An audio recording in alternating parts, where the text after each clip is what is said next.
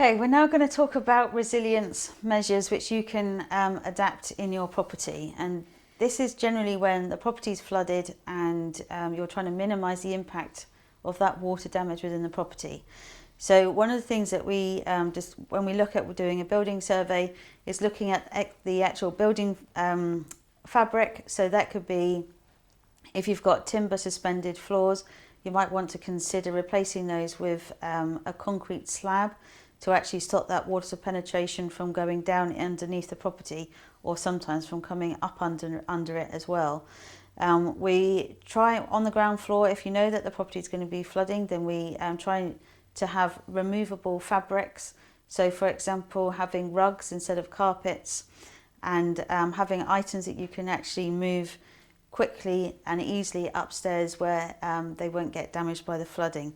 So in some circumstances you could have, instead of having wood furniture, you could actually have a plastic furniture or glass furniture, which is something that could be hygienically cleaned afterwards and sanitised.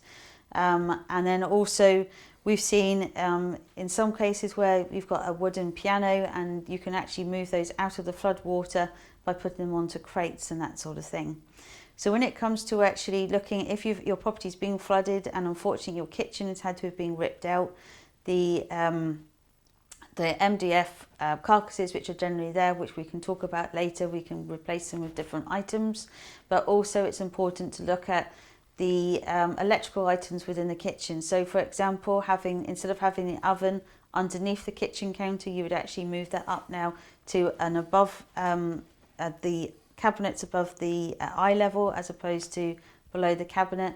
And also with some of your white goods, that instead of having them at ground level, that you would maybe in the utility room, you'd actually have those now raised up, probably say 300 or 400 mil or whatever that maximum depth of water would be in that room, to actually stop the water from going in and affecting those products. So in some properties we've seen, or some of the older properties, we've seen that the boiler is at ground level and actually at floor level on the ground level. And one of the recommendations that we're actually using is actually moving those boilers and either getting them up off the ground on that ground level, or maybe getting it into the first floor to actually stop any water damage from going in and affecting the boiler. Other things that we're looking at is the construction of the skirting boards, and we'll look at the kickboards later when we're talking about the kitchen units. But for example, a lot of the new homes, they come with MDF skirting boards, and of course they are not resilient, they absorb the water and they would need to be ripped off. But some of the harder oak skirting boards that you can get, they would make a more resilient solution, rather than having the skirting boards taken off every time that your property floods. The other thing that we're looking at is separating the electrical circuits. So traditionally the electric comes in at ground level, and then you have a circuit, and then the sockets come from the ground level up to the socket level. Obviously what we don't want is the water to go in through the sockets.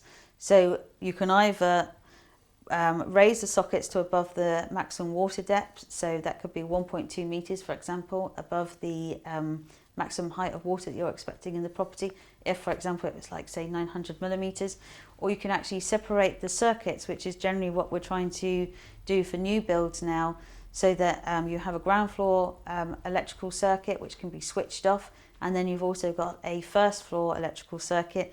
So for example, if part of your emergency plan was to sit upstairs and wait it out, because the likely time that the flood water is going to be outside the property, it was going to be a few hours, and you think that you and your family can sit it out in safety upstairs, then you can still run the microwave and electrics and keep the property warm.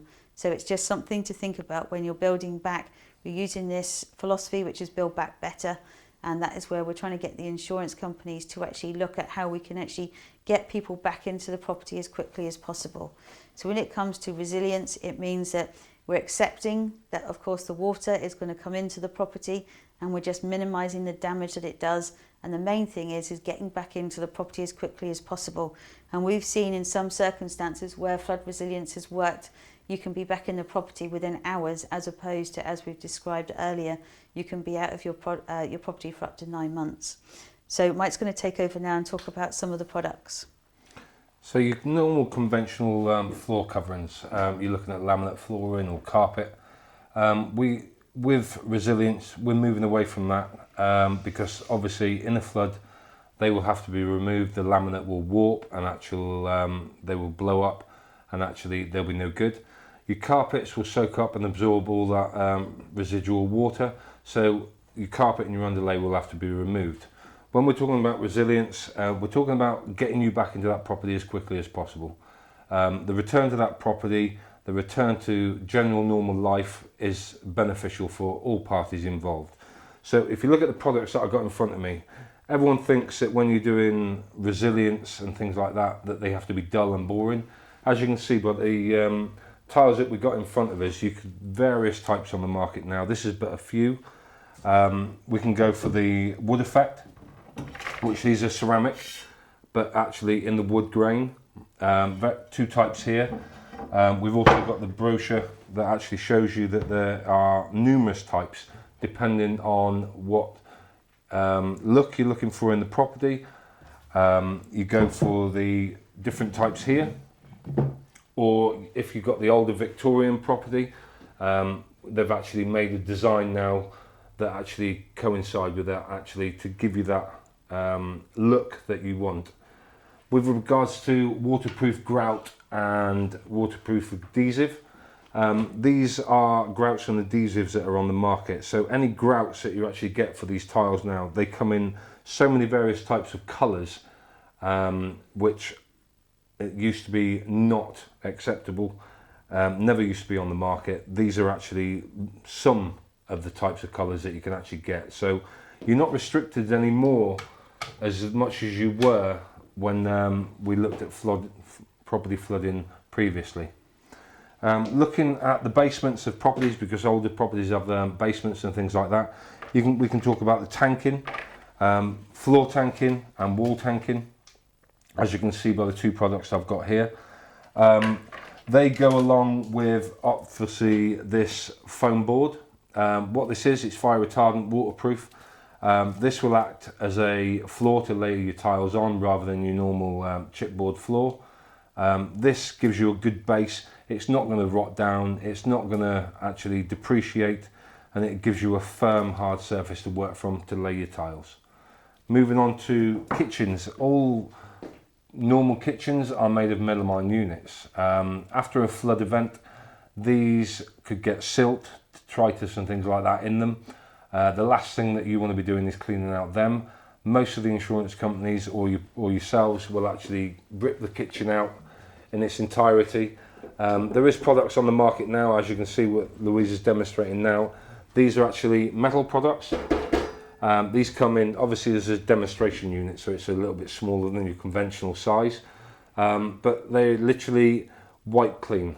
So you can take all your tins, you can take everything out, wipe clean, sterilize, and it gets you back into the property a lot quicker with these types of units compared to your normal melamine units. They come in various sizes as we discussed, your 900s, your 1200s, your 1500s. All them types are available, and all different types of colours, handle types and things like that. They do also do the soft touch close, as in with your normal conventional units that you've got at home.